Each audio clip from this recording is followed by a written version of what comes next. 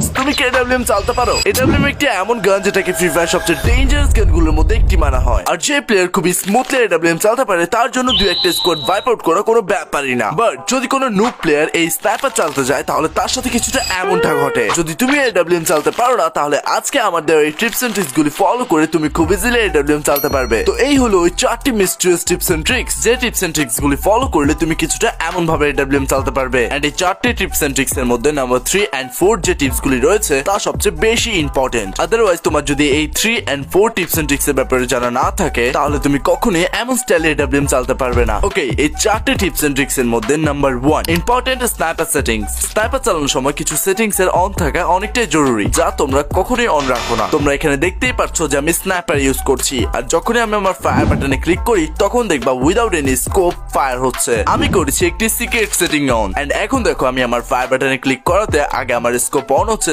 দেন গিয়ে ফায়ার হচ্ছে। Very simple settings. নিজের গেমের সেটিং এ যাও এন্ড কন্ট্রোলে গিয়ে হোল্ড ফায়ার টু স্কোপ কে অফ থেকে অন করে দাও। ব্যাস, এই সেটিংস টি অন করার পর এখন তুমিও আমার মতো ফার্স্ট এডব্লিউএম চালাতে পারবে। ওকে, টিপস নাম্বার 2 ক্যারেক্টার কম্বিনেশন। এখন এই ক্যারেক্টার কম্বিনেশন একজন স্নাইপার প্লেয়ারের জন্য কতটা ইম্পর্টেন্ট একজন স্নাইপার প্লেয়ার ছাড়া আর কেউ বলতেই পারবে না। যদি চালাতে চাও এমন স্টাইলের স্নাইপার তাহলে এক্ষুনি একটি পারফেক্ট ক্যারেক্টার কম্বিনেশন চুজ করো, যে ক্যারেক্টার কম্বিনেশন গুলি ইউজ করাতে তোমার স্নাইপার স্কিল আরো ইমপ্রুভ হয়। স্নাইপার কম্বিনেশনের অ্যাক্টিভ স্কিলে সবসময় রাখবা আইরিস কে। বস, এই আইরিস কে দেখতে যতটা নরমাল মনে হয় এতটা নরমাল এই আইরিস না। এই আইরিস গ্লোয়ালের 8 পার এনিমিকে মারার ক্ষমতা রাখে, আর তার সাথে যে এনিমিকে ড্যামেজ দেয় সেই এনিমির লোকেশনও মার্ক করে দেয়, যার কারণে তুমি দেখতে পারবা এনিমিটি আসলে আছে কোথায়। এন্ড এই অ্যাক্টিভ স্কিলের সাথে কিছু এমনও প্যাসিভ স্কিল আছে যা তোমার ইউজ করা অবশ্যই দরকার। দেখা করো এই সাথে, নেম তার লরা। যদি তুমি আসলে স্নাইপার প্লেয়ার হও তাহলে এই লরা ক্যারেক্টারের স্কিল তোমার থেকে অনেক ইউজফুল মনে হবে, কারণ তুমি যখন স্কোপ অন করে যে কোনো এনিমিকে ফায়ার করবে তখন তোমার স্কোপিং ফায়ার অ্যাকুরেসি কে প্রায় 50% পর্যন্ত ইনক্রিজ করে দিবে। আর